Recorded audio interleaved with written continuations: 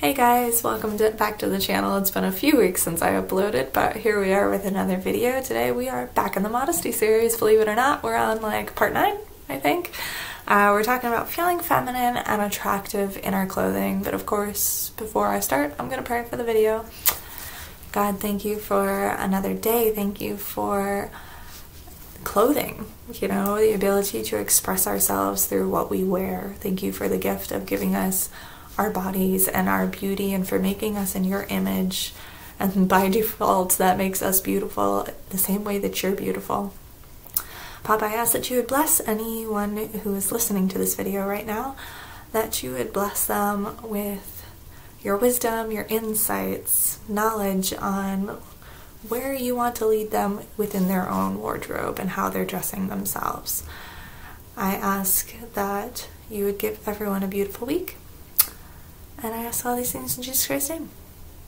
Okay, so today we're talking about feeling feminine and attractive in our clothing, because I feel like this is something that in the Christian community is debated. Like, it can go to one extreme versus another extreme based on a couple of verses in the Bible. So I just wanted to clear things up and talk about it.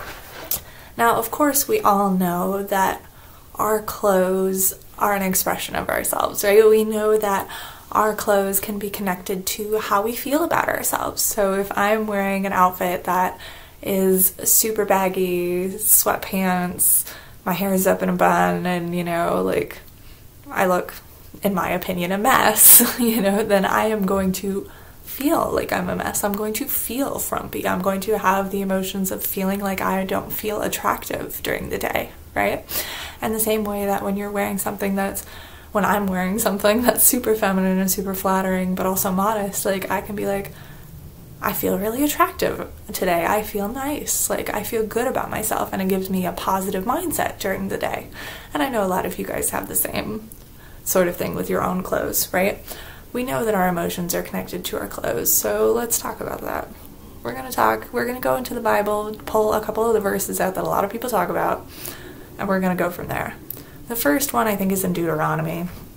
It's the one specifically where this is God talking, right? God says that he does not want women to wear things that pertain to a man, and he does not want men to wear things that pertain to a woman, because he finds it an abomination when we cross-dress like that, right? So, as a Christian woman, I know a lot of women have taken this to mean that women should only wear skirts or dresses and not wear pants. Now, if you actually look in the cultural context of this is Old Testament, so basically everybody was wearing tunics, so guys were kind of wearing dresses too.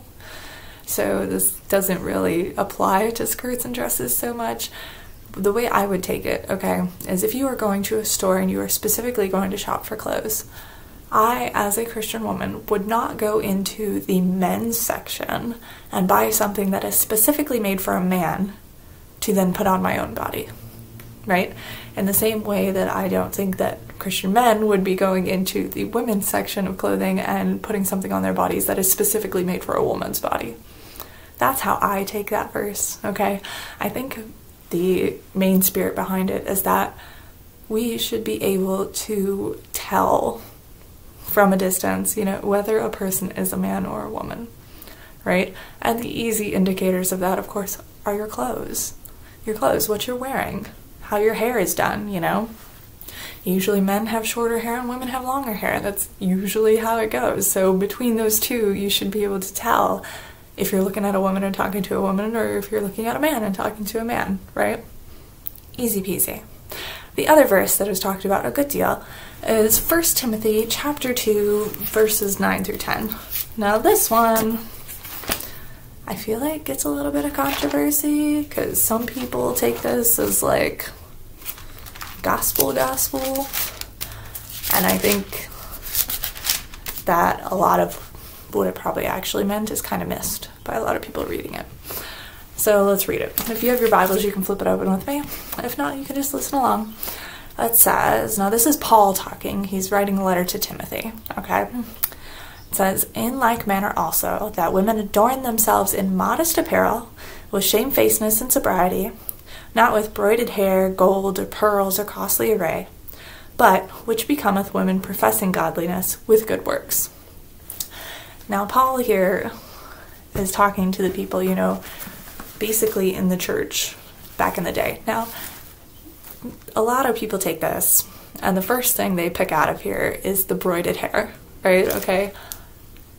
Just about everyone in the ancient world, all women, wore their hair in some sort of a braid because it's a practical hairstyle to keep your hair out of your face, keep it from getting in the way while you're running around with little ones, you know, like, it was a thing. Now, what he's getting at here, if you actually look at the Greek, apparently it says broided hair and. So a lot of these women, the richer women, were taking their braids and then putting a bunch of jewels and things in them and wearing super costly clothing, you know, stuff like that.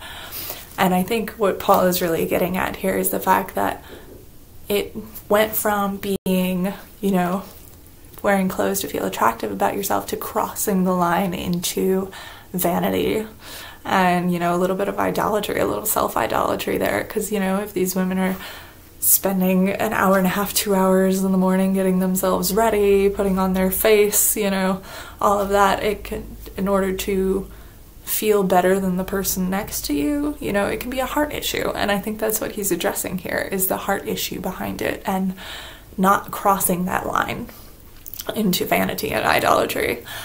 So when we're thinking about our own wardrobes in regards to this, you know, he says modest apparel, so things that aren't showing all your bits, easy peasy.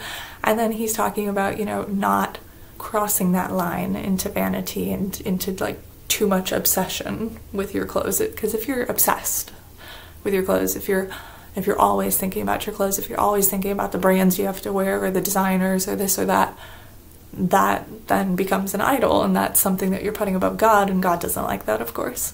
That, I think, is what he's talking about here. So he's talking about more about taking that focus and moving it from clothing and outer apparel and stuff to who you are as a person, what you're doing with yourself, you know, how you're benefiting the people around you, which of course is something that all of us women should think about, you know, like, how are my works helping other people? How is my character developing? How am I getting a closer relationship with God and things like that, right? Those are the two verses that are mainly talked about. So I want to start this by saying, you know, God gifted us with our bodies. God gifted us with the way we look, right? He did. He made us in his own image, right? And I don't think it's a bad thing to want to feel attractive, right? He made men and women different from each other. Men usually want to feel masculine. Women want to feel feminine. And one of the easiest ways to put yourself into that mindset is to wear feminine clothing, right?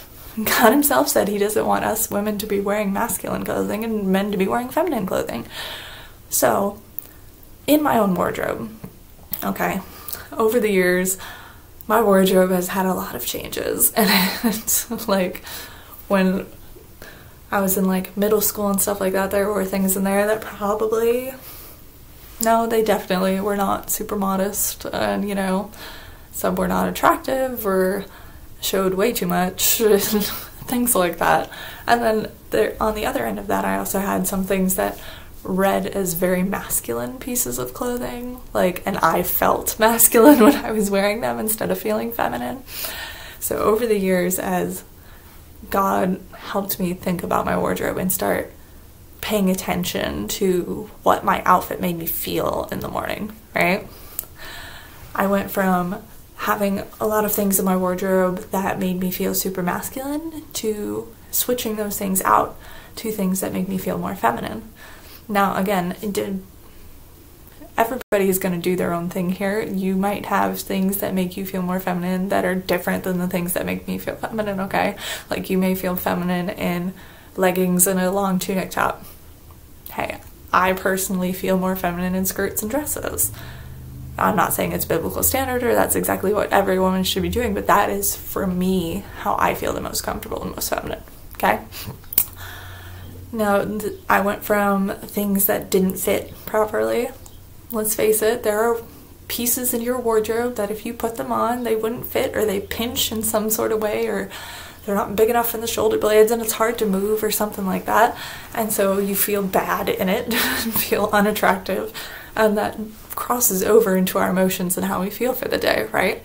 So I got rid of a lot of those and pulled in things that were more feminine, things that were lacy, you know, things with frills, big skirts, because I like a lot of floof in my skirts, you know, like I feel feminine and attractive when I am wearing these things. So I think when we're looking at our wardrobes and trying to figure out, you know, as a godly Christian woman, what to wear, of course, you know, should think about, is it modest? Duh. But does it make you feel good, right? Does wearing it make you feel attractive and feminine? Or does wearing it make you feel super masculine and unattractive? Because whichever way it swings, that's going to affect your emotions for the entire day, right? So for me, if I look in the mirror in the morning and I'm like, oh, I look nice, I like this, you know, I'm going to then project a positive attitude for the rest of the day because I feel like I look nice, right? In the same way, if I don't look, or if I don't feel as though I look nice, you know, and I feel kind of frumpy, then I'll probably not feel the greatest about myself during the day, and that also affects our interactions with other people, right? So I know, number one, finding things that are feminine, in your budget, actually fit you, won't fall apart after the first wash, and are modest, it's not exactly easy, guys. Especially in a culture where crop tops and very short shorts are what is sold in most stores these days. It took me a few years to cultivate my wardrobe, guys, to be completely honest. Like, you gotta look around, you gotta try things on, look them in the mirror, you know, see if they fit your ideal and if they are something that you like, right?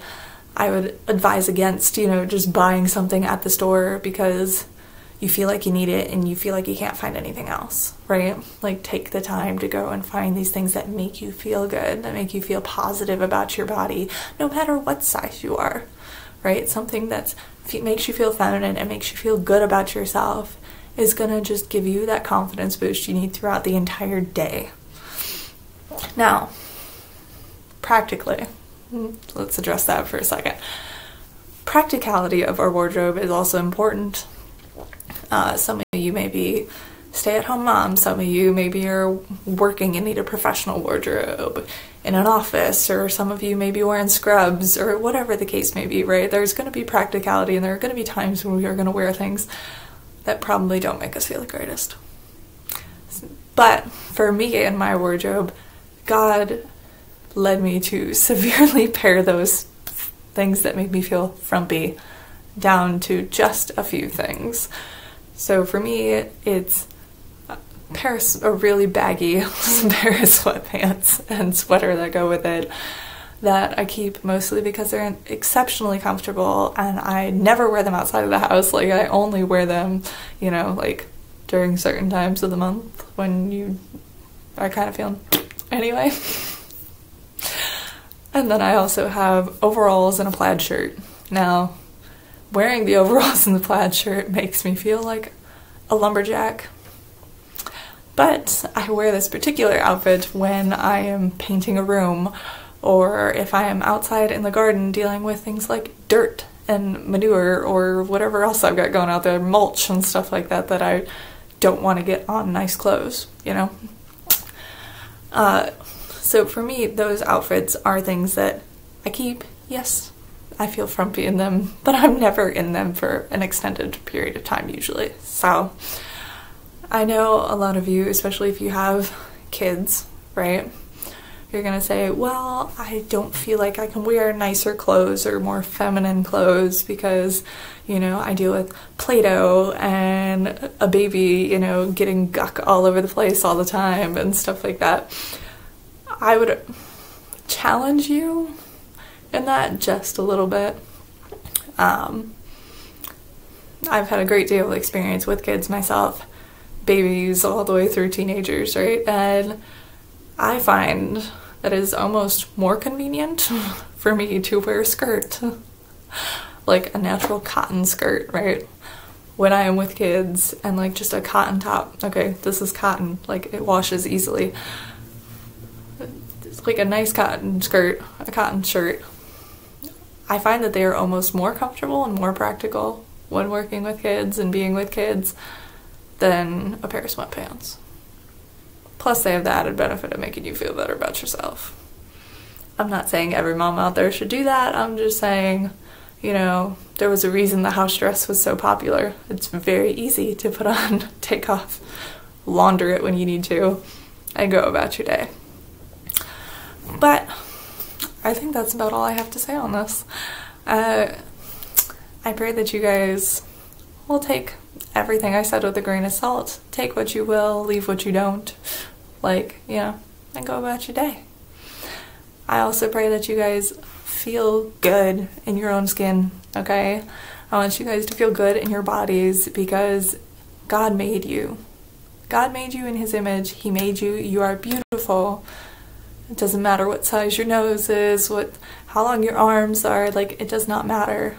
God made you, and therefore you are beautiful. Alright, I'll see you guys next time.